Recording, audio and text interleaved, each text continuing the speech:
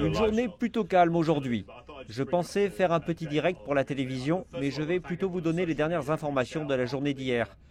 Tout d'abord, je veux remercier tout le monde sur les médias sociaux qui nous ont contactés après que les émeutiers, influencés par Trump, ont quasiment détruit notre point de tournage mercredi à l'extérieur du Capitole. J'apprécie vraiment et merci de vous être souciés de nous.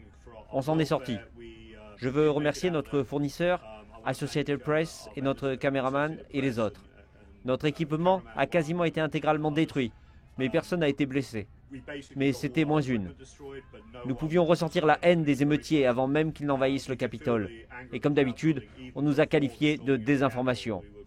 Mais vous savez, vous pouvez dire que quelque chose était différent. Les gens nous ont craché dessus. Ils ont utilisé des propos anti-chinois à l'encontre d'un monsieur chinois sur ma gauche. Nous lui avons demandé de quitter les lieux.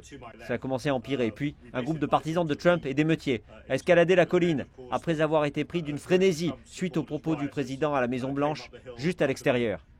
Ils ont gravi la colline et la police du Capitole était incompétente, complice ou juste ne savait pas ce qu'il se passait, car ils les ont quasiment laissés faire.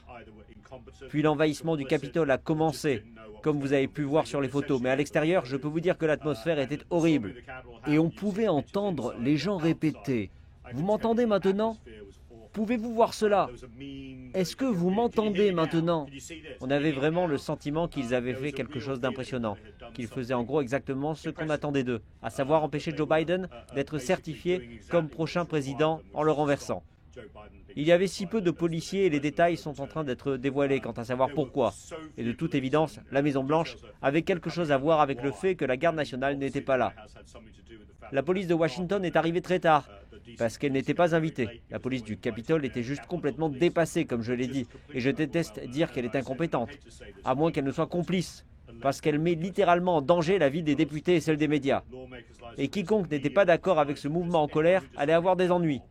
Il y a eu beaucoup de bravoure.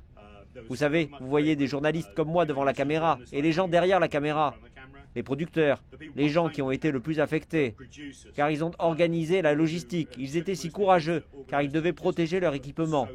Je veux aussi remercier mon scooter électrique. Si je ne l'avais pas eu avec moi, je ne pense pas que j'aurais pu m'échapper, parce que, alors qu'ils commençaient à bouger et à détruire le matériel, je suis parti sur mon scooter. Les gens me crachaient dessus et me poursuivaient.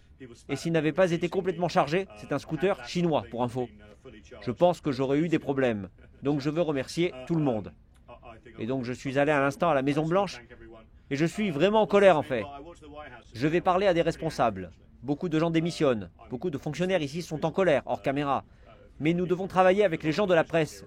Parce que je veux juste qu'ils sachent qu'essentiellement, le commandant en chef a mis nos vies en danger hier et qu'il savait ce qu'il faisait. Alors merci pour tous vos messages de soutien et nous allons continuer à vous informer. Merci beaucoup. Je vais faire mon direct maintenant.